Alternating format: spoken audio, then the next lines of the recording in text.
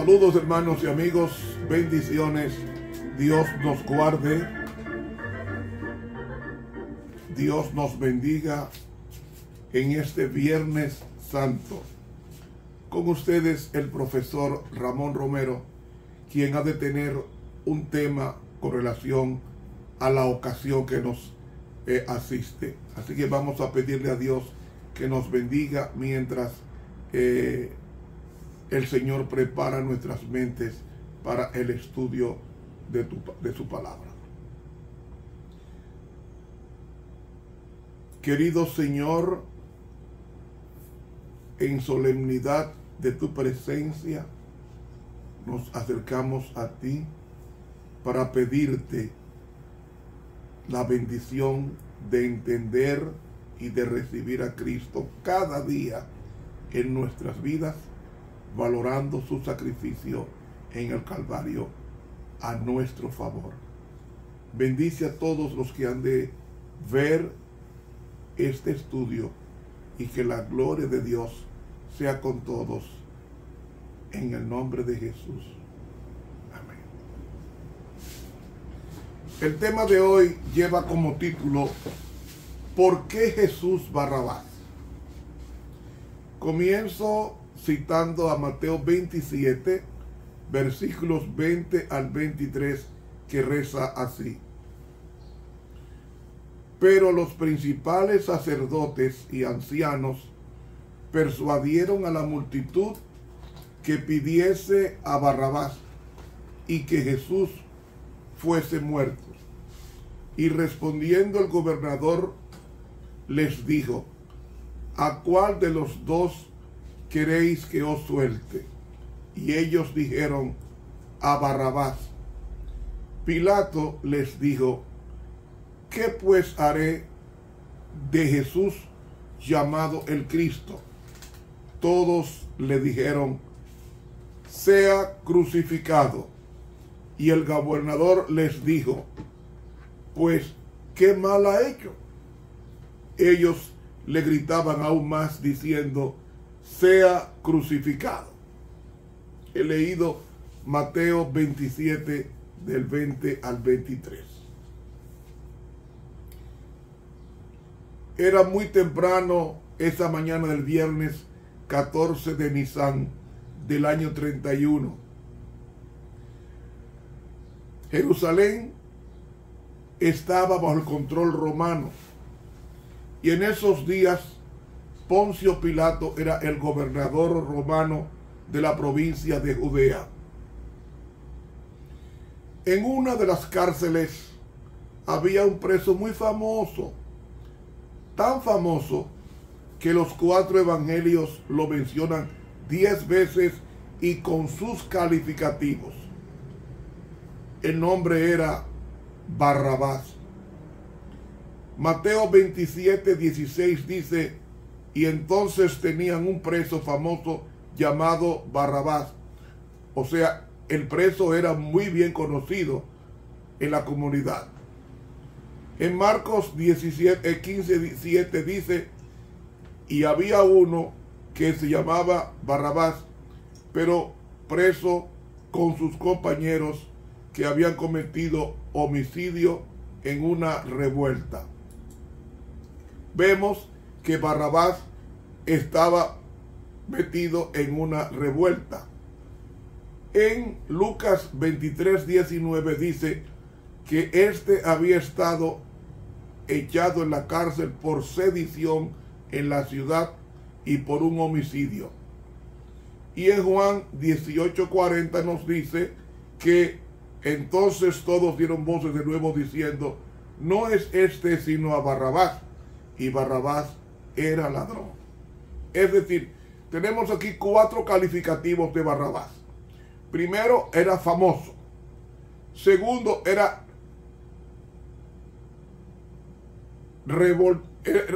había creado una revuelta. Tercero, era homicida. Y cuarto, era ladrón.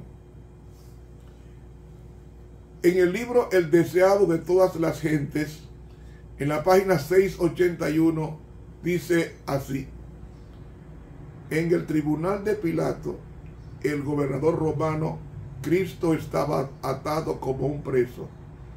En derredor de él estaba la guardia de soldados y el tribunal se llenaba rápidamente de espectadores.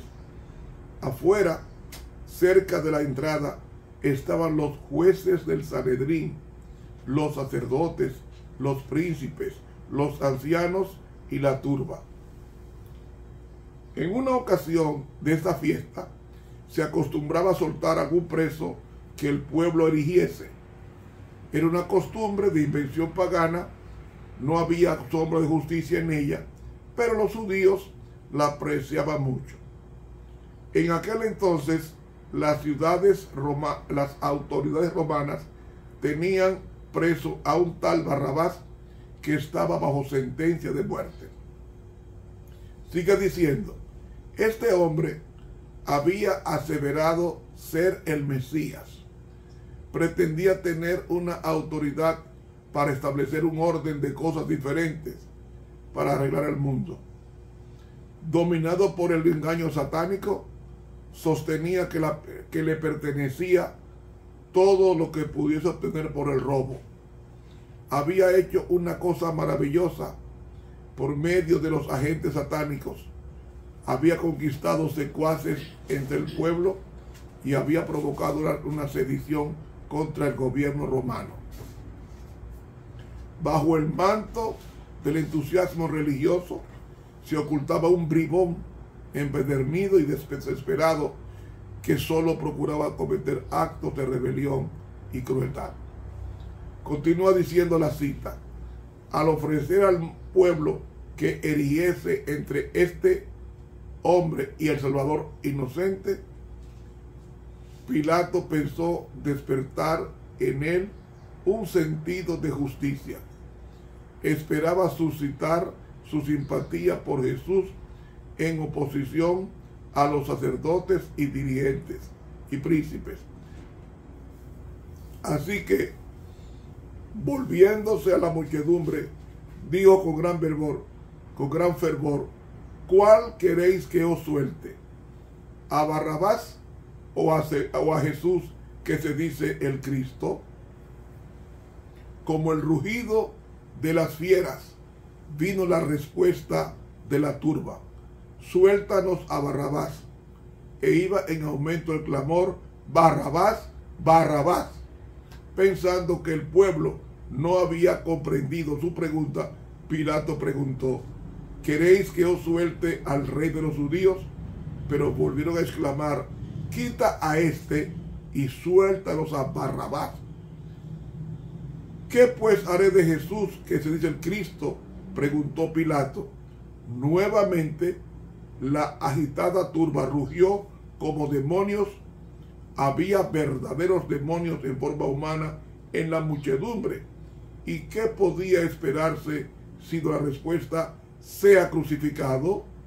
Sea hasta aquí la cita del deseado de todas las gentes, páginas 681, 682 de la Pluma Inspirada.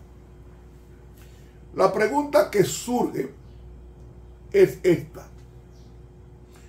¿por qué Barrabás fue preferido por el pueblo que profesaba guardar sus mandamientos, el sábado como día de reposo y todo el ritual del templo en lugar de Cristo? ¿Qué significa el nombre Barrabás? La palabra Barrabás es aramea y está compuesta de dos palabras. La palabra Bar, que significa hijo de, y Abás, que significa su padre. Es decir, Barrabás es hijo del padre. En 1892 se descubrió un Antiguo Testamento siríaco en el convento de Santa Caterina, en el monte Sinaí, que expresa el pasaje en estos términos: ¿a quién queréis que os suelte? ¿A Jesús Barabá o al Jesús que es llamado Cristo. Según eso, Pilato les estaba virtualmente diciendo: ¿qué Jesús queréis que os libere? ¿Jesús el hijo de Abba o Jesús el rey? Jesús había sido procesado por su manifestación de ser el Mesías. También Barrabás había manifestado ser el Mesías, y en su esfuerzo por demostrar su pretensión y establecer su autoridad como rey de los judíos, había instigado una insurrección que se acompañó de considerable derramamiento de sangre. Se encontraba a la espera de la sentencia de muerte que correspondía a sus delitos de sedición y asesinato. Y nos dice Marcos 15:7, había uno que se llamaba Barrabás, preso con sus compañeros de motín, que habían cometido homicidio en una revuelta. Es decir, que su nombre era Jesús Barrabás, y Jesús Barrabás significa Jesús el hijo de Abba, o sea, el hijo del Padre. Barrabás estaba en la cárcel por sedición, es decir, por tomar una parte en una revuelta contra el Imperio Romano. Preso por sedición, porque había cometido durante la revuelta, y robo. Y lo más probable es que era famoso. La mejor palabra en este caso sería infame, por razón de ser rebelde contra el orden establecido de la Roma imperial que subyugaba a Judea. La historia indica que en Atenas y en Roma existían idénticas costumbres de liberar a un pueblo. Durante las grandes festividades nacionales, el pueblo tenía el privilegio de elegir un preso para que las autoridades lo liberaran. Y es muy probable, por lo tanto, que los romanos hubiesen introducido en Judea esa costumbre. Flavio Josefo, historiador judío contemporáneo a San Pablo, hizo mención de esa costumbre entre los judíos, y sea cual fuere su origen, había logrado un arraigo tan grande que había venido a convertirse en una especie de obligación para el procurador, porque tenía necesidad de soltarles uno en cada fiesta, como dice Lucas 23:17. Ahora, mis hermanos, les pido que se identifiquen con Barrabás. Es decir, imagínense estar en su situación por los mismos crímenes que él había cometido. Hermanos, les diré algo. Una de las mejores formas de interpretar la Biblia correctamente es identificarnos con los hombres y mujeres que vemos en sus páginas. ¿Por qué? Porque en Santiago capítulo 2, o mejor dicho, Santiago capítulo 1, versículos 23 al 24, leemos esto: si alguno es oidor de la palabra, pero no hacedor de ella, este es semejante al hombre que considera en un espejo su rostro natural, porque él se considera a sí mismo y se va, y luego olvida cómo era. ¿Escucharon? Leer la Biblia es como mirar en un espejo. La cara que yo veo reflejada allí no es la otra, es la mía. ¿Entienden? Así que les pido que miren a Barrabás y se vean a sí mismos. Imagínense lo que sería esperar en una celda oscura y fría, junto con los otros dos prisioneros, compañeros de Barrabás, en la sedición por la cual estaban presos, sabiendo que la condena de muerte que has recibido es bien merecida. Al fin y al cabo, eres un rebelde, un ladrón, un homicida. Se está preparando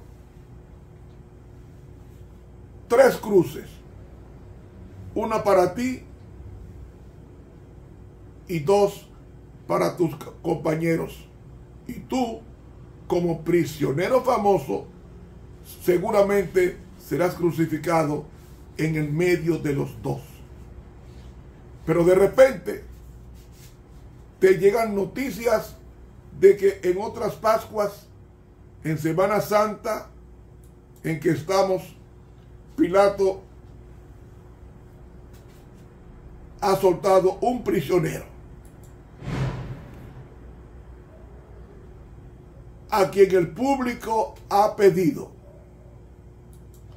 Y el milagro es que la turba está gritando tu nombre, que quieren a Barrabás. ¿Será ciertamente posible que puedas escapar de esta muerte tan terrible? Tú te has dado cuenta la agonía que te espera, pues has visto a otros morir crucificados. Sabes bien que antes de ser crucificado serías azotado. Los soldados romanos usaban un látigo de cuero al cual le han puesto trozos agudos de metal y de hueso. Los judíos solamente darían 39 latigazos, pero los romanos ni los contaban. Cuando el primer soldado romano se cansaba, le daría el látigo al otro y este al otro.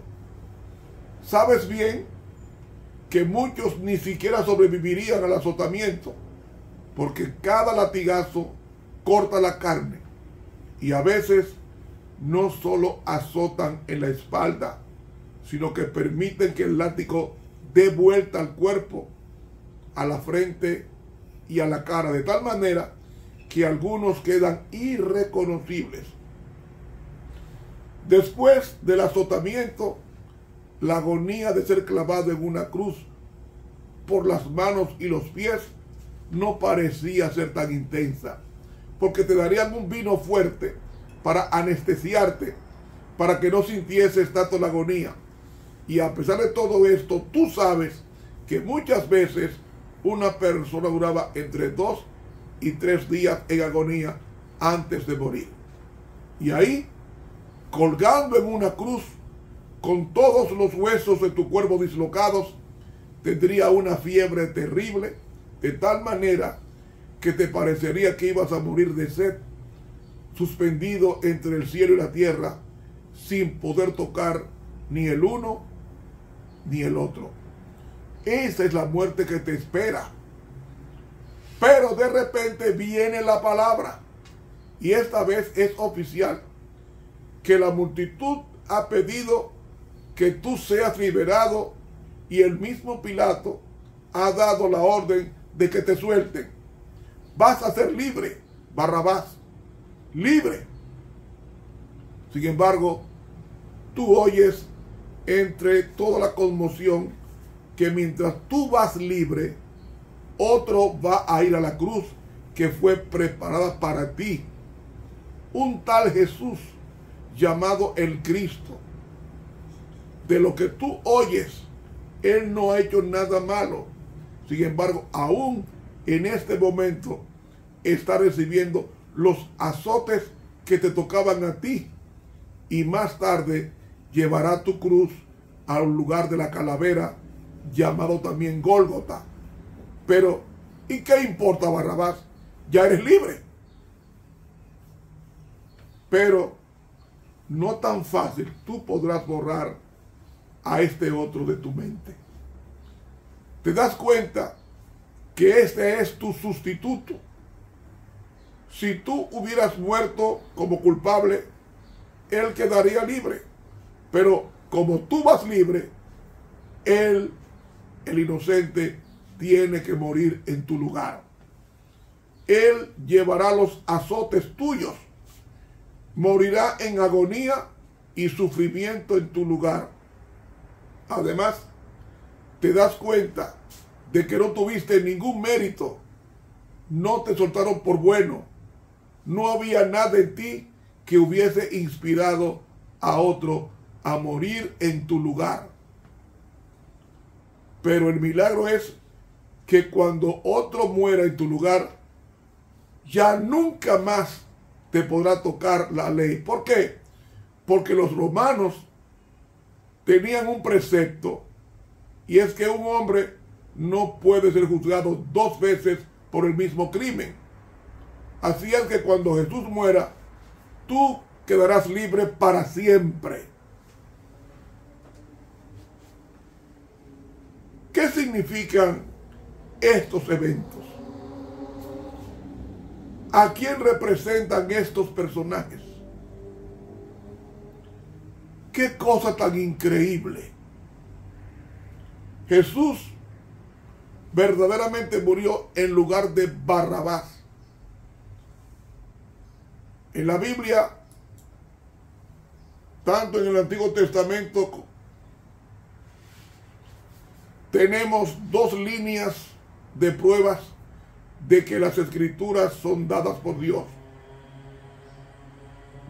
Primeramente, están las profecías detalladas, hechas cientos de años antes de los eventos predichos, cumplidas hasta el detalle más mínimo. Y mire, en las últimas 24 horas de vida de Jesús, antes de su crucifixión, se cumplieron más de 60 profecías, incluyendo la de Zacarías 11:12, que sería traicionado por un amigo por 30 piezas de plata, o la de Isaías, que sería entregado en manos de sus enemigos y que en Jerusalén sería condenado, y muchas otras. Pero hay una segunda línea de pruebas, y estas se parecen en algo a las profecías, pero no lo son. Son los tipos que vemos en el Antiguo Testamento y los antitipos que vemos en el Nuevo Testamento. Un tipo es una figura, es un símbolo, una ilustración, un cuadro de algo que vendrá. Su antitipo es algo que se hace real. Pues mire, en el caso de Cristo, el gran antitipo, hubo muchos tipos, muchas ilustraciones de lo que él sería en realidad. Comienza en el jardín del Edén. Allí Dios mismo da un cordero inocente para darle pieles a Adán y Eva con qué cubrirse cuando pecaron. Ese animalito en su inocencia son un tipo de Cristo, el Cordero de Dios que quita el pecado del mundo. Y así lo fueron todos los corderitos que los judíos sacrificaban para el perdón de los pecados. Eran ilustraciones del gran Cordero de Dios, Cristo Jesús, para quitar el pecado del mundo. A veces, en los sacrificios de un animal, era sacrificado y otro era soltado. En el día de la expiación, se sacrificaba un macho cabrío y el otro se lo soltaba. Cuando se hacía sacrificio para limpiar la lepra, se usaban dos pajaritos. Uno era sacrificado y el otro era mojado en sangre del muerto y entonces lo soltaban. Estos también eran tipos de Cristo. Uno moría, el otro quedaba libre. A veces se veían los tipos en las vidas de los hombres. Por ejemplo, José, que fue vendido a esclavitud y a muerte por sus mismos hermanos. Pregunto, ¿quién fue entregado, o mejor dicho, vendido por sus propios hermanos a un poder extranjero? Cristo. Pues José vino a ser un tipo del antitipo de Cristo. Piensen en la historia de Abraham e Isaac, su hijo. Un padre sube a una montaña para ofrecer un sacrificio a su hijo. ¿De quién es este tipo aquí? Abraham. De Dios Padre. Y de Isaac, de Dios Hijo, Cristo. Ahora, en la historia de Barrabás y Cristo, el tipo y el antitipo se encuentran. Cristo es el antitipo de todos los tipos, cuadros, figuras, ilustraciones y símbolos que hablaban de él en las Escrituras. Y Barrabás es un tipo, una figura, una ilustración ¿de quién? De usted, de mí. Barrabás es nuestro tipo y nosotros somos el antitipo, es decir, la realidad. Barrabás fue intercambiado por Cristo Jesús. Allí estaba, bajo pena de muerte y muerte de cruz, para que usted y yo entendiésemos que el mensaje de la cruz es un mensaje personal que Dios nos ha enviado por las páginas de su santa palabra. Pregunto, ¿cómo es que nos identificamos con Barrabás? Primero, Barrabás estaba bajo la condenación de la ley. La justicia demandaba que este hombre fuese ejecutado. Era rebelde, ladrón y homicida. Nosotros estamos bajo condenación de la ley. Barrabás sabía que iba a tomar su lugar, el que lo tomaría era inocente, porque Pilato había dicho delante de Barrabás, no hallo en este hombre, es decir, Jesús, delito alguno. Tercero, Barrabás sabía que Jesús sería su verdadero sustituto, porque Pilato le había dado a escoger al pueblo Barrabás o Jesús. Y si uno era liberado, el otro tendría que morir.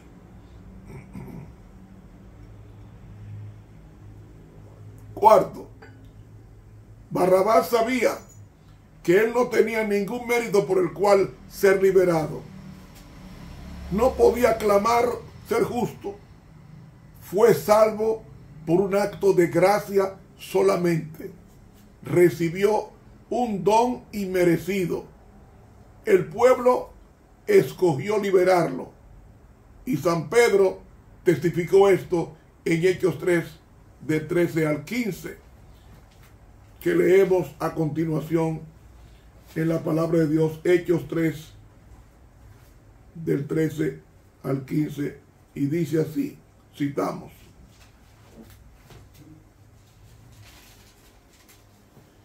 el Dios de Abraham y de Isaac y de Jacob, el Dios de nuestros padres, ha glorificado a su Hijo Jesús, al cual vosotros entregasteis y negasteis delante de Pilato, juzgando él que había de ser suelto. Mas vosotros al santo y al justo negasteis, y pedisteis que se os diese un homicida, y matasteis al autor de la vida, al cual Dios ha resucitado de los muertos, de lo que nosotros somos testigos. Hechos 3, del 13 al 15. Quinto, Barrabás sabía muy bien que la muerte de Cristo sería para él su salvación, porque después de castigar a un hombre, la ley no podía condenar a otro por el mismo crimen y nunca más podría tocar la ley a Barrabás. Vean ustedes lo que ha pasado. Barrabás y Jesús han cambiado lugares. La sentencia del asesino, los azotes, la cruz, la agonía, se las han dado a Jesús. Mientras tanto, la libertad, la seguridad, el bienestar pertenecen al justo, se le dan a Barrabás. El uno hereda la situación del otro. Hermanos, cuando Cristo murió, murió por Barrabás, pero también por ti y por mí. Si Cristo hubiese sido solamente un hombre, podría haber muerto por Barrabás. Una vida por otra vida. Si Cristo hubiese sido solamente Dios, no podía haber muerto por nadie, porque Dios no puede morir. Pero Dios se hizo hombre y fue puro y perfecto y pudo gustar la muerte por todos nosotros, como lo repite la Biblia en Romanos 5:8. Siendo aún pecadores, Cristo murió por nosotros, no solamente por Barrabás. Y en Gálatas 3:13 nos dice el apóstol Pablo: Cristo nos redimió de la maldición de la ley, hecha por nosotros maldición. Nosotros éramos pecadores, bajo la condenación de la ley, estábamos ya muertos en pecados y rebeliones.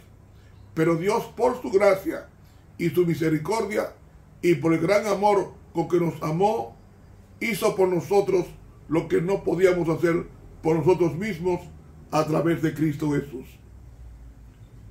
De ahí que Colosenses 2:14 nos dice: anuló el acta de los decretos que había contra nosotros, que nos era contraria, la quitó de en medio y la clavó en la cruz. Esta es una imagen muy vívida, porque bajo la ley romana, cuando un hombre era encarcelado, sus crímenes se escribían en una tablilla, y esa tablilla era clavada contra la puerta de la celda. Esa tablita se llamaba el acta del decreto. Ahora, si era liberado, la tablilla era cancelada por escrito, y si era ejecutado, esa tablilla era clavada sobre su cruz. ¿Qué hizo Cristo? Tomó el acta del decreto, la tablilla que se clavaba contra nosotros, y la clavó sobre su cruz. No tenía crímenes, murió por los nuestros. Esto es el Evangelio, mi hermano. 1 Timoteo 1:15 nos dice que Cristo Jesús vino al mundo para salvar a los pecadores, de los cuales yo soy el primero. Barrabás era uno, Pablo era otro, yo soy otro, y usted también. Cristo murió por ti. Es más, hasta que usted no se dé cuenta de esto, no habrá esperanza para usted. Cristo dijo en Lucas 5:31 y 32, los que están sanos no tienen necesidad de médico, sino los enfermos. No he venido a llamar justos, sino a pecadores al arrepentimiento. Tenemos que creer en Él, conociendo nuestra condición y aceptando lo que Cristo hizo por nosotros. Surge la pregunta: ¿qué debo hacer con este evangelio? ¿Pueden imaginar a Barrabás diciendo del perdón que había recibido: no lo creo, no lo acepto? ¿Qué va? Estas eran buenas noticias. Las aceptó y quedó libre. Pero mis hermanos, ha habido casos extraños en la historia de la humanidad. El 23 de marzo de 1960, Martin Dalton murió a la edad de 91 años. Había estado 63 años encarcelado en la prisión estatal de Rhode Island. En 1897, Dalton había asesinado a un hombre de negocios. Fue encontrado culpable y sentenciado a cadena perpetua. En 1930, su caso fue revisado y se le dio el perdón absoluto. Tenía 61 años y podía salir libre, pero prefirió quedarse en la cárcel. Pregunto, ¿podía rechazar el perdón? Sí, de acuerdo a una decisión hecha en la Corte Suprema de los Estados Unidos en 1830. Ahora yo te pregunto, ¿por qué muchos eligen rechazar el perdón y perderse? Jesús dijo en Juan 3:19, y esta es la condenación, que la luz vino al mundo y los hombres amaron más las tinieblas que la luz, porque sus obras eran malas. Durante la presidencia del presidente de Estados Unidos, Andrew Jackson, un señor llamado George Wilson fue sentenciado a muerte por robar el correo de los Estados Unidos y por cometer homicidio. El presidente de Estados Unidos, apellido Jackson, lo perdonó, pero Wilson rechazó aceptar el perdón, insistiendo que no había perdón si él no la aceptaba. Los jueces quedaron sorprendidos. Por fin, el caso fue llevado a la Suprema Corte de Justicia de los Estados Unidos. El juez, el gran John Marshall, declaró lo siguiente: un perdón es un papel, el valor del cual depende de la aceptación de la persona que lo recibe. Es difícil ver cómo una persona condenada a muerte rehúse aceptar el perdón, pero si lo rehúsa, no hay perdón. George Wilson tendrá que ser colgado. Increíble. Pero lo increíble es que hoy día, en el reino espiritual, el perdón de Dios es rechazado una y otra vez por las personas. Y lo rechazan, y lo rechazan. ¿Por qué? Según de Corintios 4:4 nos dice el apóstol Pablo: el Dios de este siglo, es a saber, Satanás, cegó el entendimiento de los incrédulos para que no les resplandezca la luz del evangelio de la gloria de Cristo, el cual es la imagen de Dios. Pero peor aún, entre hermanos de iglesia que profesan ser cristianos y que esperan la segunda venida de Cristo. Ezequiel 33:11 dice: diles, vivo yo, dice Jehová el Señor, que no quiero la muerte del impío, sino que se vuelva el impío de su camino y que viva. Volveos de vuestros malos caminos. ¿Por qué moriréis, oh casa de Israel? Yo pregunto, ¿a quiénes se estaba dirigiendo Jehová el Señor? A la casa de Israel, a su pueblo, que guardaban el sábado, que daban el diezmo. A ese pueblo que recibía los profetas. ¿Y cómo llamó Dios a su pueblo en los días del profeta Isaías? Lo llamó impío. ¿Y qué es un impío? Isaías 55:7 dice: deje el impío su camino y el hombre inicuo sus pensamientos, y vuélvase a Jehová, el cual tendrá de él misericordia, y al Dios nuestro, el cual será amplio en perdonar. Es decir, según estos textos, impío es todo aquel que, conociendo la verdad, se empecina en permanecer en el error, se empecina a no ser perdonado por Dios.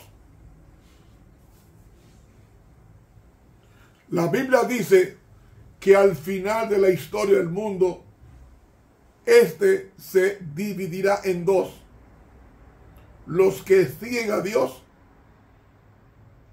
y los que siguen a Barrabás. ¿Con cuál nos quedaremos? Oro, por la gracia de Dios y por la obra de su Santo Espíritu, que nuestros ojos sean abiertos para que veamos al Salvador que se dio a sí mismo por nosotros. No rechace el perdón, reconozca que es pecador y acéptele como su Redentor. Porque en el camino a Cristo, página 48, dice: desear ser bondadosos y santos es rectísimo, pero si no pasáis de ahí, de nada os valdrá. Muchos se perderán esperando y deseando ser cristianos, no llegan al punto de dar su voluntad a Dios. No deciden ser cristianos ahora. No deciden. Porque por medio del debido ejercicio de la voluntad puede obrarse un cambio completo en nuestra vida. Al dar vuestra voluntad a Cristo, os unís con el poder que está sobre todo principado y potestad. Tendréis fuerza de lo alto para sosteneros firmes, y rindiéndoos así constantemente a Dios, seréis fortalecidos para vivir una vida nueva, es a saber, la vida de la fe. Camino a Cristo, página 48 de la Pluma Inspirada. Ahora, hay personas con quienes Dios está luchando para salvarlos. Personas que su tiempo de gracia está acabándose. Y pregunto, ¿qué vamos a hacer con el perdón que Él nos está ofreciendo a través de Cristo? Apocalipsis 3:20 nos dice: he aquí yo estoy a la puerta y llamo. Si alguno oye mi voz y abre la puerta, entraré a él, cenaré con él y él conmigo. El actor italiano Pedro Sarubi, quien hizo el papel de Barrabás en la película La Pasión de Cristo de Mel Gibson, después del rodaje se convirtió al cristianismo, impresionado al meditar en las escenas finales de la pasión.